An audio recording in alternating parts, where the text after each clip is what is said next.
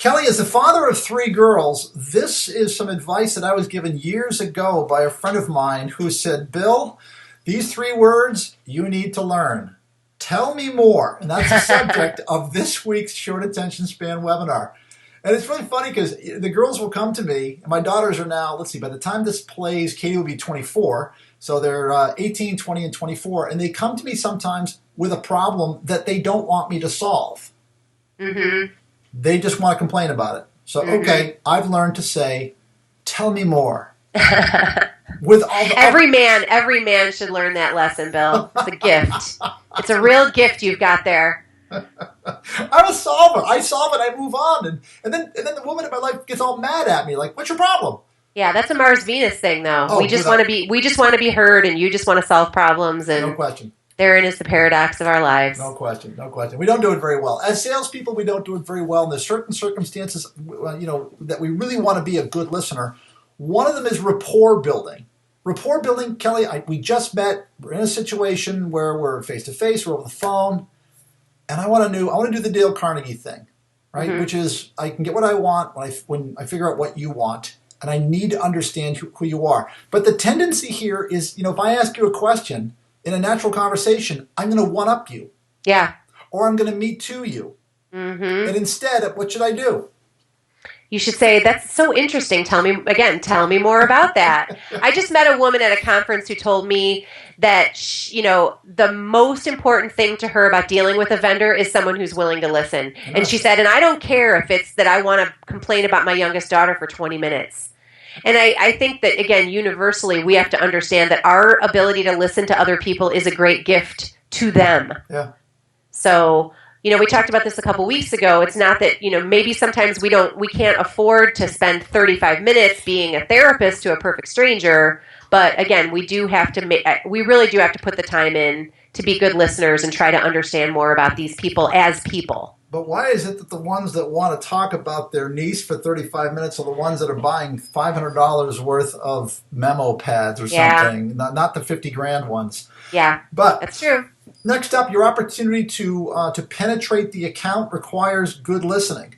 You might say, tell me who else I can go talk to, or you might get a clue out of something. Someone says, "Sorry, Kelly, I'm so sorry for being late. There's a problem in marketing that I had to solve." Mm-hmm. That's okay, no problem. Well, let's talk about this order. Yeah. What did I miss? Tell me about the problem in marketing. What's going on? There's a good chance I can help. Yeah. And what are you going to hear in that? You're going to hear someone say, "I didn't know you did that." Right. Even though you've told them 15 times. Yeah. But you got there simply by tell me more. Mm-hmm. The next one up is the quote. So you're delivering your quote, and the listening comes in here. I want to get clues. By the time when I give this price to you, it's game over. If they say my price is too high, I've got very limited options. I can drop my price, I can negotiate, but I've got very limited options. So this is one of those times. Make certain that before you give that quote, you've asked every question you can imagine, including when can I follow up on this quote? Right. Right? So now I've given the quote, and now I want to ask for the order. And where's listening fit here, Kelly? Well, again, everything from figuring out if you know about any of the competitors that you're bidding against, again, about asking good questions about when it has to deliver. You're trying to create a sense of urgency too. So to say, when we talked about this originally, you said it was due next Friday. Where does that leave? We've got to talk about getting art delivered and things like that. So again, you're trying to create a sense of urgency, but you really want to hear, is that still the case? Are we still on the right track? Things like that. Yeah, and I want to close the order. Okay, right. There's my price. Now I'm going to go for close. Okay. When can I pick up when can I pick it up? When can you send me the files? When will the file be ready? Yeah. I'm closing the order. Mm-hmm. And, or even if I just blatantly just come out and say, I want this order. Can I have this order? Right. Listening, and what if the client says, just kind of looks at you. Mm-hmm. Every second feels like an hour. Mm-hmm. And the sales rep's tendency is to do what? Keep talking. Yeah. And the old adage is that when you ask for the order, the next person that talks loses. If it's a staring contest, keep staring. Mm-hmm. And then finally, listening comes down to good networking. Tap into that network. Who else do you know? And just keep hitting that with every single time. Every time you talk to them, if you're listening to them, if you're looking around, you see they're in a group that you wanna tap into. It's a curiosity more than anything else. You're curious about their business. You're curious about their life, and you got to stay that way. It's not a matter of rolling the wrist saying, I got to get out of here. I got to roll.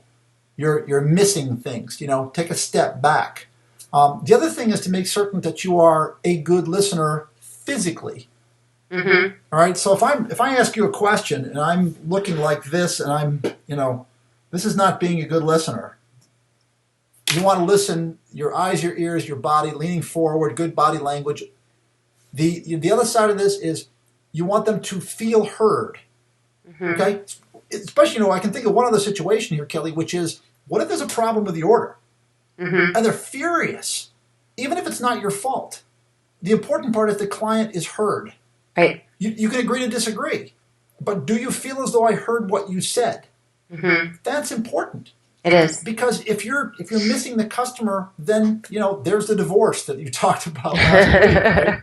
Right? People have to feel heard.